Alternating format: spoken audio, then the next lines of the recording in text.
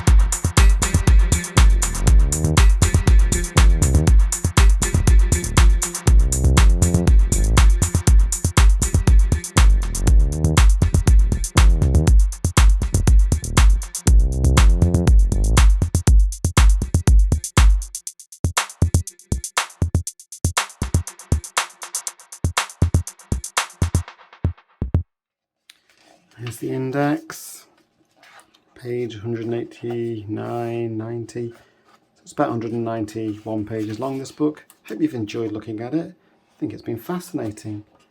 I really like this piece. I like the way, I don't know, I like the treatment and I like the message. It's kind of funny. It's called I Love Sushi. And this woman is literally hugging an octopus, which I assume she is going to eat. So I really like the colours and the contrast. Generally just the style of that one. I really like this one down here, look. What's it called? Bar fight. Look, there's so much going on, so much detail. It's a shame we've only got this much space in terms of real estate given over to it, because I think I could have done with a double spread. Let me see if I can zoom in and just see a bit more detail in this bar fight. What's going on? It's really good, isn't it? So as I say, could have done with a bit more page space, that one, I think. I like some of the ones on this page. Some of them are quite surreal in this book. This shark here, great white chef. Check him out. That eye. So yeah, that one's surreal. This weird monster here, what's it called? I think it's called Not My Car, that one. Three-eyed beast just dropping a car into that huge mouth. So yeah, these are quite surreal, the ones on this page. There's a real range, isn't there, in here? Like the majority of it is what, fantasy art, but not all of it. Some of it isn't at all. It's very different. It's a good book. Lots of good examples of stuff, things to get your juices, to get your art juices going. And it is like, what, 2007? It's a few years old now, but a lot of that still looks good. It's been a pleasure to look through. So there's Painter. Bye for now.